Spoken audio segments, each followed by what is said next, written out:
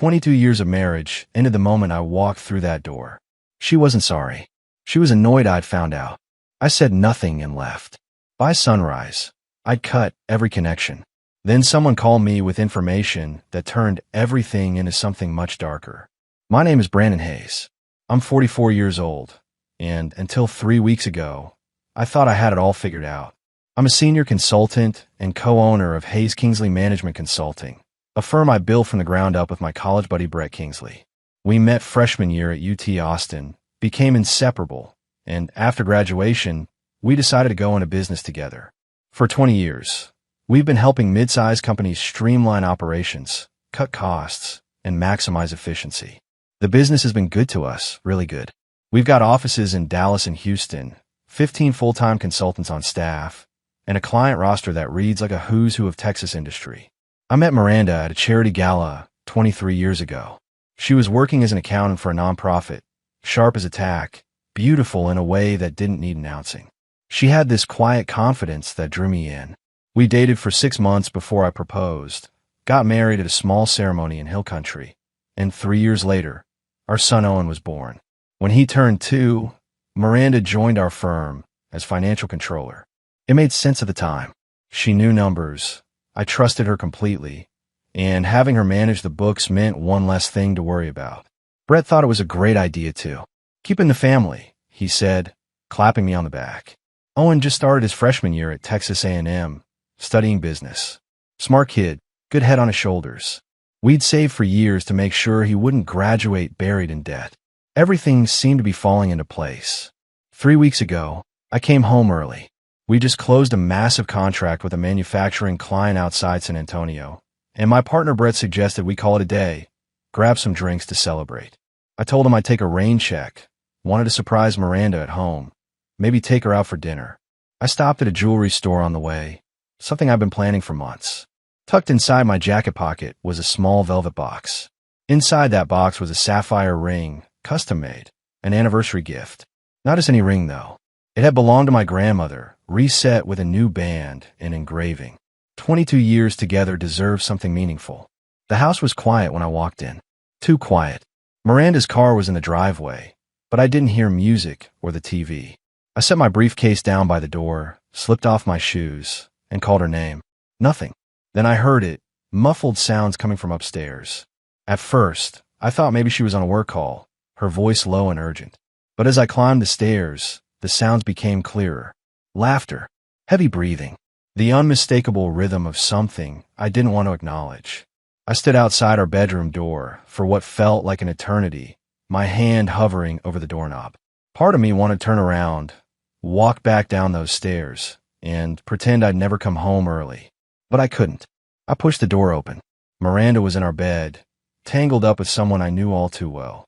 Brett Kingsley, my business partner, my best friend for over 20 years. The man who'd been best man at our wedding. The man who was Owen's godfather. They both froze. Brett scrambled for his clothes, stammering something incoherent. Miranda just stared at me, not with shame or guilt, but with irritation. Like I'd walked in on her yoga session instead of destroying the foundation of our entire life together. Brandon, she said flatly, pulling the sheet up. You're home early. I couldn't speak. My throat felt like it was closing. I just stood there, staring, the velvet box still in my pocket, feeling heavier than it should. It was just once. Get over it. Miranda snapped, her voice cold and dismissive. Brett finally found his voice. Man, I'm sorry. I didn't mean for this. Shut up, Brett, she cut him off. Then she looked back at me, and what she said next is something I'll never forget. She smirked, actually smirked, and said, He's better in bed anyway. I didn't yell. I didn't throw anything. I simply nodded, turned around, and walked out. I don't remember getting into my car. One moment I was standing in that doorway. The next I was behind the wheel, gripping the steering wheel so hard my knuckles turned white. The velvet box was still in my jacket pocket, pressing against my ribs like a knife. I didn't know where I was going. I just drove. The streets of Dallas blurred past me. Traffic lights, storefronts, other cars, all of it meaningless. My mind kept replaying the scene over and over. Miranda's face, that smirk, the coldness in her voice. Brett scrambling for his pants like a teenager caught by his parents. 22 years. 22 years of marriage, of building a life together, of trusting her with everything I had. And she threw it away like it was nothing. My phone started buzzing in the cup holder. I glanced down. Miranda. Then Brett. Then Miranda again. I ignored them all. What could they possibly say that would make any of this better? That it was a mistake? That they were sorry? Miranda had already made it clear she wasn't sorry. She was annoyed that I caught them. I pulled into the parking lot of a shopping center and just sat there, engine running, staring at nothing. A woman walked past with a stroller. A couple came out of a restaurant laughing. Normal people living normal lives, unaware that someone's entire world had just collapsed a few feet away from them. My phone buzzed again. This time it was a text. I told myself not to look, but I did anyway. It was from Miranda. We need to talk. Come back home. I almost laughed. Come back home. Like I was the one who'd done something wrong. Like I was the one who needed to explain myself. Then another text came through, this time for Brett. Man, I'm so sorry. I never meant for this to happen. Call me.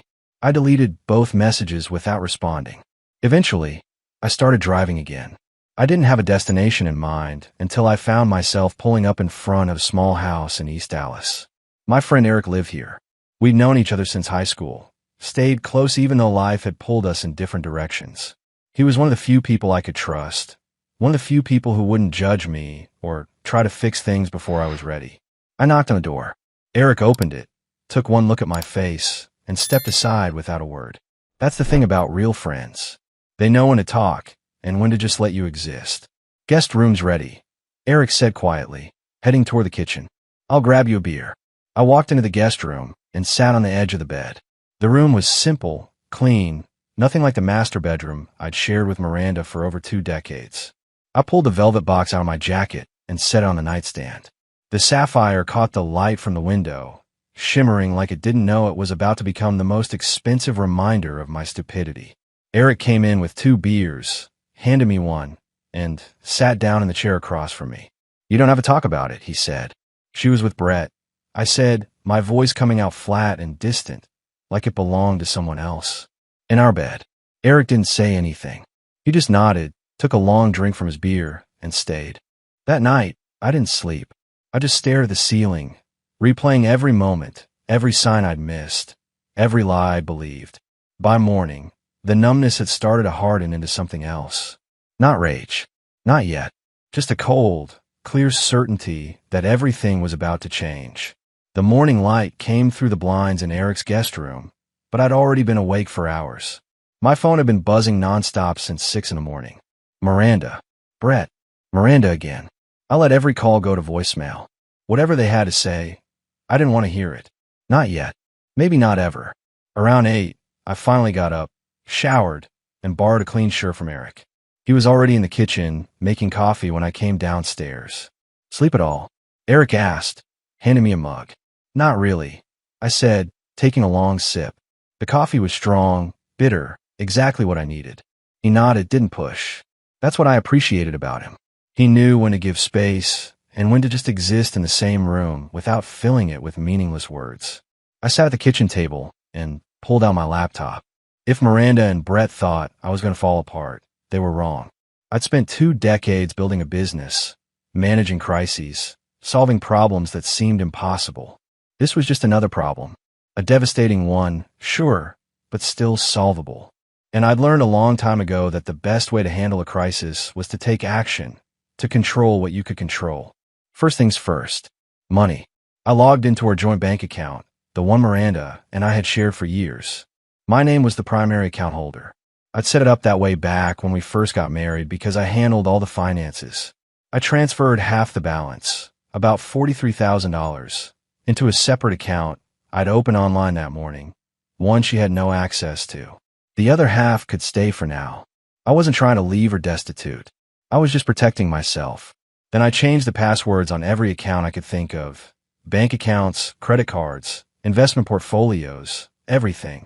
Every time I hit the confirm button, it felt like cutting another thread that had tied us together. Next, I called our landlord. The lease on our house was in my name only.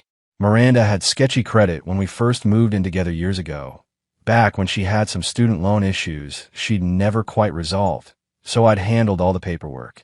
I explained the situation briefly, professionally, kept emotion out of it.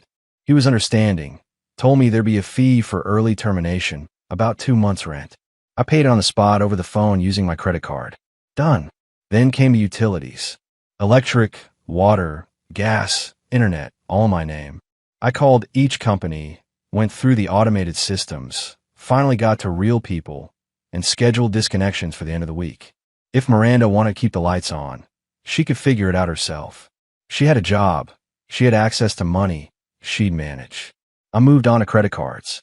Miranda was an authorized user on 2 of my cards, a Visa and an American Express. I called both banks and had her removed from both accounts. She'd been using them for months, groceries, shopping, spa days, yoga classes, probably gifts for Brett too. That ended today.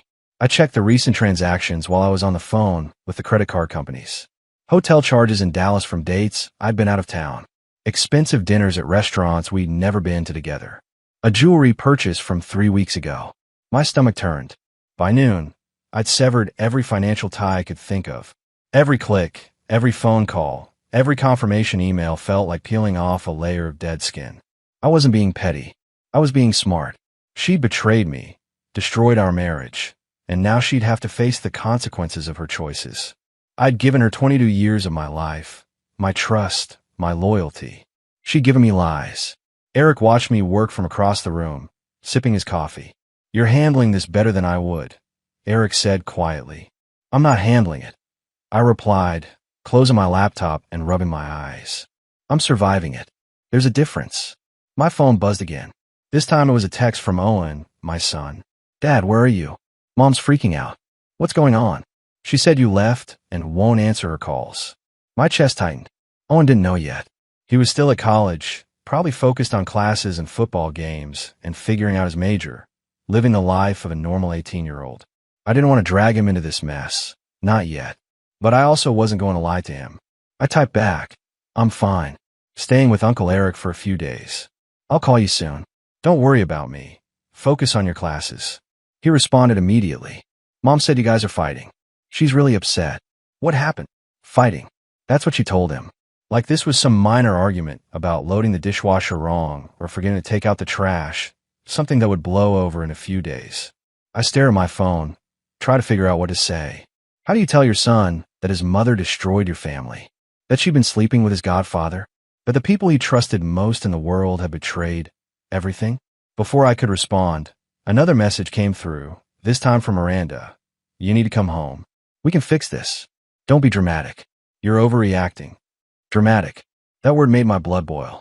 I'd walked in on her in bed with my best friend, with my business partner, with the man who'd stood next to me at our wedding and promised to support our marriage. And she thought I was being dramatic. She thought I was overreacting. Another text followed. "Think about Owen. Think about our family. Don't throw away everything we built over one mistake." One mistake. She kept using that phrase like it absolved her of everything. I turned off my phone and set it face down on the table. I couldn't deal with this right now. I needed to think clearly, needed to plan my next moves without her voice in my head. "I need to go back to the house," I said to Eric. "Get my things before she does something stupid like change the locks or throw my stuff out." Eric nodded, setting down his mug. "Want me to come with you?" "Yeah," I said. "I think I do. I don't trust myself to stay calm if she's there." Eric grabbed his keys. "Let's go then." We drove to the house in silence. Eric didn't try to fill the quiet with useless platitudes or advice. He just drove, occasionally glancing over at me to make sure I was holding it together. I was barely. My hands were clenched in my lap, my jaw tight, my mind racing through everything I needed to grab, everything I needed to protect. When we pulled into the driveway, Miranda's car was gone. Good. I wasn't ready to face her yet, and I didn't trust myself not to say something I'd regret. Or worse, not to break down completely. Eric parked on the street, and we walked up to the front door together. I still had my key. It slid into the lock like always, turned smoothly, and the door opened easily. Everything looked the same. The furniture we'd picked out together at that overpriced store in uptown Dallas. The photos on the walls, snapshots of a life that no longer existed.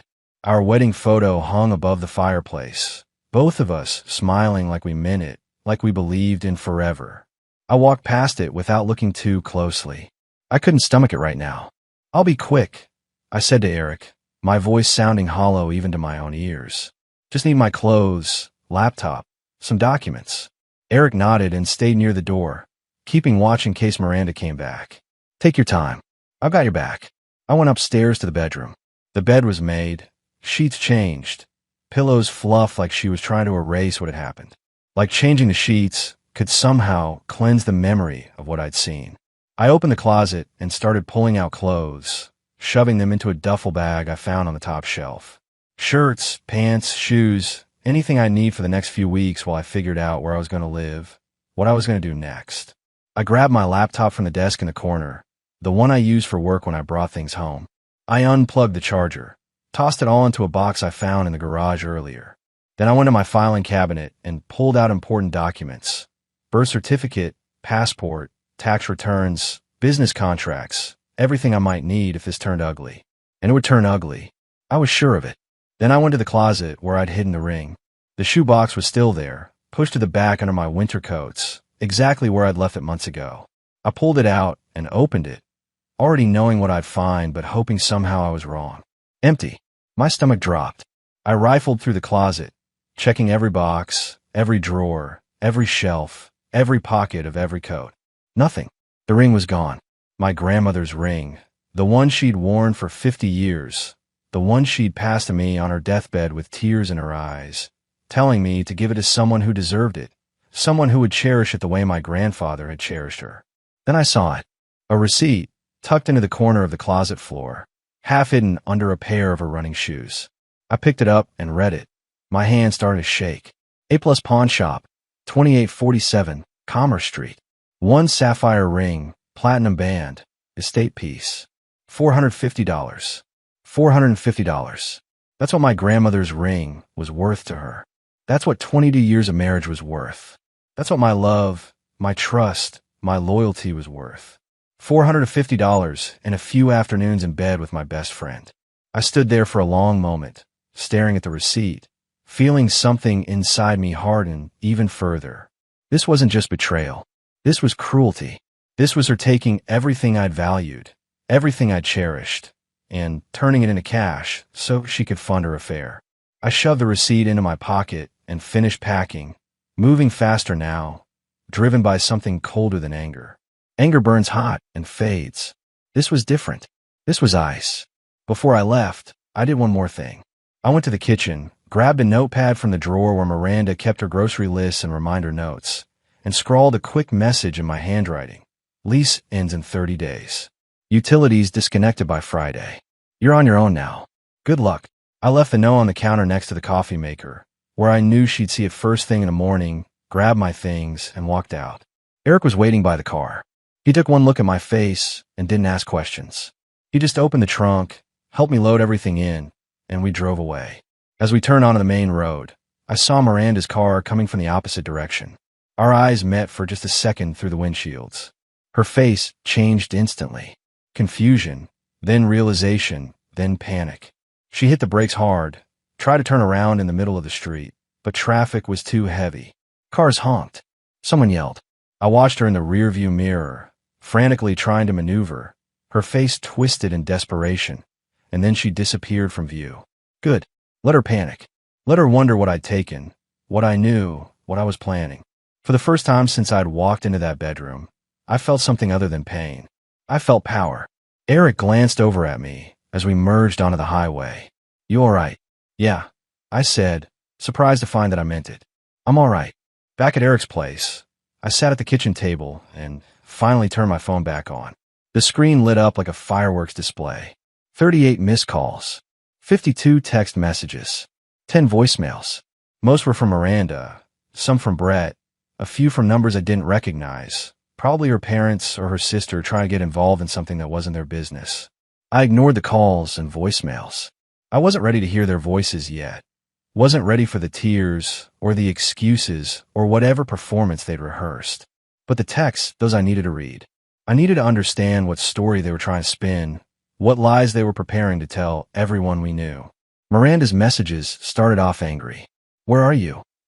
Answer your phone. This is ridiculous. You can't just disappear like this.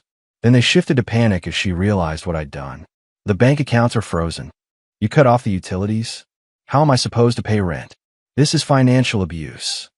Financial abuse. That phrase made me laugh, a bitter sound that surprised even me. I'd spent 22 years providing for her, building a life for us, making sure she never had to worry about money. And now that I'd stopped funding her lifestyle, stopped paying for her to live comfortably while she destroyed our marriage, I was abusing her. Then the tone changed to desperation. Brandon, please. We need to talk about this like adults. I made a mistake, but don't throw away 22 years over one mistake. Think about Owen. Think about our son. Don't do this to our family. Our family. She kept using those words like they still meant something, like she hadn't already destroyed our family the moment she invited Brett into our bed. Brett's messages were different, more calculated, more manipulative. Man, I know you're hurting. I would be too if I were in your shoes. But let's talk this through. We've been friends for 20 years. Don't let this destroy everything we built together. Then, more aggressive. You're making a huge mistake. Think about the business. Think about our clients. Think about the 15 people who depend on us for their livelihoods. Don't do something you'll regret just because you're angry. Just because I'm angry. Like anger was an unreasonable response to finding your wife and best friend together. Like I was supposed to be calm and rational about this. Then I saw messages from people I hadn't expected. Claire, Miranda's younger sister, sent 3 texts. Brandon, I don't know what happened, but Miranda's a mess. Please call her. Whatever it is, you guys can work it out. You always do. My friend Tom from the gym wrote, "Hey man, heard things are rough. Let me know if you need anything. Beer's on me whenever you're ready."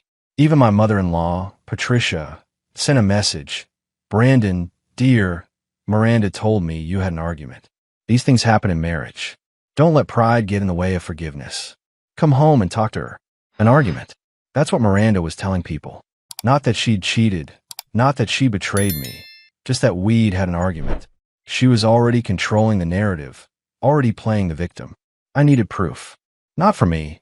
I'd seen enough with my own eyes. But for when this inevitably went public, when people started taking sides, when Miranda tried to paint me as the villain who abandoned his wife over nothing, I needed documentation that showed the truth. I opened my laptop and started compiling everything. Bank statements showing Miranda's excessive spending over the last 6 months. Credit card bills with charges from hotels in Dallas I'd never stayed at, restaurants I'd never been to, a jewelry purchase 3 weeks ago that I'd never received, the pawn shop receipt for my grandmother's ring, carefully photographed and saved, screenshots of every text message, every missed call, every piece of evidence that showed the timeline of events. Then I did something I've been putting off. I called a lawyer. The next morning, I woke up to a message from someone I didn't expect. Lila Brooks. She'd been friends with Miranda since college. One of those friendships that had lasted through marriages, kids, cross-country moves. I'd always liked Lila. She was straightforward, didn't tolerate nonsense, had a way of seeing through people's facades. But she was Miranda's friend, not mine, so I was surprised to see her name on my screen. Her message was brief. "Brandon, I heard what happened. I think you should know something. Can we talk? It's important." I called her immediately. She answered on the first ring. "Brandon," Lila said, her voice careful, measured. I wasn't sure if I should reach out, but I couldn't stay silent anymore. Not after what Miranda's been telling people. "What is she saying?" I asked, already knowing it wouldn't be the truth. "That you overreacted to a misunderstanding," Lila said. "That you walked in on something that looked bad but wasn't what it seemed. That you've been distant and cold for months, and she thinks you're having some kind of breakdown." I felt my jaw tighten. "And you're calling to tell me you believe her?" "No," Lila said firmly. "I'm calling to tell you she's lying. Brandon, this wasn't a one-time thing. I've known for months." My grip tightened on the phone. "How long?" "At least 4 months that I know for certain," Lila replied. "Maybe longer. I saw them together at a restaurant in Fort Worth back in February. They were holding hands across the table, kissing, acting like a couple. I confronted Miranda about it the next day, and she broke down, admitted everything, begged me not to tell you. She said it was complicated, that she was confused about her feelings, that she'd end it soon. Obviously, she didn't. For months. Minimum. Which meant every late night at the office, every business trip she'd claimed Brett needed help with, every weekend she'd said she was meeting girlfriends for brunch, It was all lies. Every time I kissed her goodbye in the morning, every time I told her I loved her, she was already betraying me. Why are you telling me now? I asked, my voice rough. Because you deserve to know the truth, Lila said. And because Miranda called me yesterday, trying to get me to vouch for her, to tell you it was just a one-time mistake, to help her convince you to forgive her. I can't do that, Brandon. I won't lie for her. Not about this. Thank you, I said quietly, for being honest with me. There's something else you need to know, Lila continued, her voice dropping. Brett's married. His wife, Emma, she's 7 months pregnant with their first child. I don't know if she knows about the affair, but she deserves to. My blood ran cold. Brett was married. I'd known that, obviously. I'd been at their wedding 5 years ago, stood up there as his best man, toasted to their future. But I hadn't thought about Emma in all of this, hadn't considered that she was another victim in this mess. And she was pregnant, carrying Brett's child while he destroyed their marriage. I don't know if she knows, I said. But you're right. She should. I have her number if you want it, Lila offered. I hesitated. Did I want to be the one to tell Emma? Did I want to be responsible for destroying her world the way mine had been destroyed? Send it to me, I said finally. Because if someone had told me earlier, if someone had warned me before I'd walked in on them, maybe I could have protected myself better. Maybe it would have hurt less. 20 minutes later, I was staring at Emma Kingsley's contact information, trying to find the right words to tell a pregnant woman that her husband had been cheating on her with my wife. I stared at Emma Kingsley's phone number for 20 minutes before I finally worked up the courage to type out a message. My hand was shaking slightly as I wrote, deleted, and rewrote the words. How do you tell a pregnant woman that her husband has been unfaithful? How do you deliver news that will shatter her world? Finally, I settled on simple and direct. Emma, this is Brandon Hayes, Brett's business partner. I'm sorry to reach out like this, but there's something you need to know. Brett has been having an affair with my wife, Miranda. I found them together in my home 3 days ago. I thought you deserved to know the truth. If you need proof or want to talk, I'm here. I hit send before I could second-guess myself, then set the phone down on Eric's kitchen table and waited. My heart was pounding. Part of me hoped she wouldn't respond, that maybe she already knew, that maybe this would somehow be easier than I imagined. 3 minutes later, my phone buzzed. I knew something was wrong. Emma wrote back. He's been distant for months, working late all the time, taking calls in the other room. I kept telling myself I was being paranoid, that it was just work stress. Thank you for telling me. I need to see proof. I sent her everything I had. Screenshots of text messages I'd found on Miranda's iPad that she'd forgotten to delete. Credit card statements showing hotel charges and restaurant bills from dates I'd been out of town. Photos I'd taken of the pawn shop receipt for my grandmother's ring. I laid it all out. Every piece of evidence that proved this wasn't a misunderstanding or a one-time mistake. Emma's response came 30 minutes later. I'm 7 months pregnant with a child. 7 months. And he was doing this the entire time. My chest tightened reading those words. I'm so sorry, Emma. You didn't deserve this. Neither of us did. No, we didn't, she replied. But they're not going to get away with it. I'm calling a lawyer tomorrow morning, and I'm going to make sure everyone knows exactly what kind of man Brett Kingsley really is. The next morning, I woke up to a text from Emma. I did something last night. I thought you should know. My stomach dropped. What did you do? I went to the office, Emma wrote. I have keys because Brett always loses his. I went through his desk, his computer, his files. Brandon, this affair has been going on for at least 6 months. I found emails, hotel reservations, everything. They've been using company credit cards to pay for their hotel rooms. That's embezzlement. 6 months. Even longer than Lila had thought. Which meant every business trip, every late night at the office, every time Brett had said he was working on a big client proposal, he'd been with Miranda instead. I took photos of everything, Emma continued, and I sent them to your company's board of directors this morning. Brett's been stealing from the business to fund his affair. That violates his fiduciary duty as a partner. They'll have to investigate. I sat back in my chair, processing this. Emma had just weaponized the corporate structure against them. If the board launched an investigation and found evidence of embezzlement, Brett could be removed as a partner. He could lose everything. Thank you, I typed back, for doing what I should have thought to do. We're in this together now, Emma replied. They destroyed our families. Let's make sure they face real consequences. I called my lawyer, Patricia Holt, and explained everything Emma had found. She was silent for a long moment after I finished.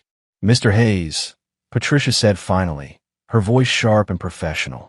If what Emma found is accurate, your wife and your business partner have been committing fraud. This changes everything. We're not just talking about a divorce anymore.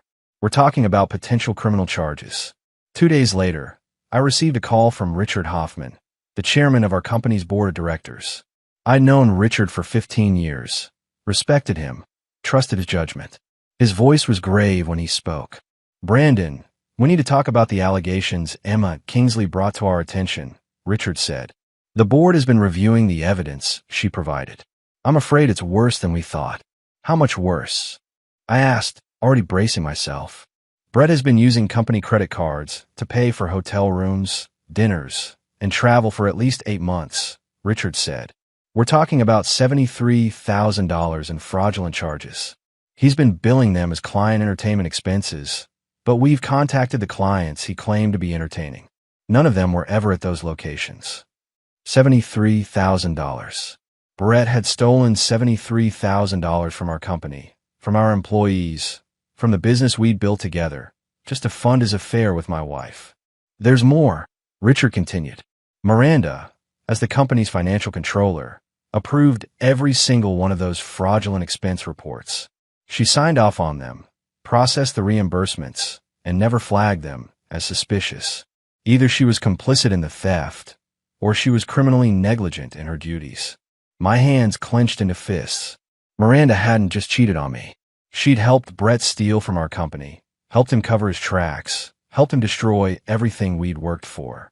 What happens now? I asked. The board is meeting tomorrow morning, Richard said.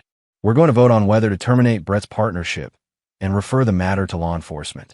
We're also going to terminate Miranda's employment effective immediately. I'm sorry, Brandon. I know this is your wife, but we can't ignore theft on this scale. She's not my wife anymore, I said quietly. Do what needs to be done. That afternoon, I got a message from Owen. Dad, what's going on? Mom called me crying. She said she lost her job. She said you're trying to destroy her. Is that true? I closed my eyes, took a deep breath, and called my son. It was time he knew the truth. Owen, I said when he answered, I need to tell you something, and it's going to be hard to hear. Dad, you're scaring me. Owen replied, his voice shaking slightly. Your mother had an affair with Brett. I said, the words coming out flat and emotionless. I found them together 3 days ago. I walked in on them in our bedroom. That's why I left. That's why I cut off financial support. And now we've discovered that Brett has been stealing from the company, and your mother helped him cover it up. There was a long silence on the other end of the line. Then I heard Owen take a shaky breath. Uncle Brett, Owen said finally, his voice breaking. My godfather. Yes, I said. And Mom knew? She helped him. Yes. Another long silence. Then Owen spoke again, his voice harder now, colder. I need some time to process this, Dad. But I believe you. Mom's been acting weird for months. I thought it was just stress from work, but now it makes sense. Take all the time you need, I said. I'm here when you're ready to talk. After we hung up, I sat in Eric's living room and stared at the wall. My son knew the truth now. My business partner was about to lose everything. My wife was about to face criminal charges. The board meeting happened on a Thursday morning. I wasn't invited to attend, which was probably for the best. I would have said things I couldn't take back, done things that wouldn't have helped anyone. Instead, I sat in Eric's living room, waiting for the call that would tell me what decision they'd made. Richard Hoffman called me at 11:30. His voice was somber but firm. Brandon, the board has voted unanimously to terminate Brett Kingsley's partnership effective immediately, Richard said. He's been removed from all company accounts, stripped of his access credentials, and escorted from the building. We're also referring the matter to the district attorney's office for potential criminal prosecution. I let out a breath I didn't know I'd been holding. What about Miranda? Her employment was terminated this morning, Richard said.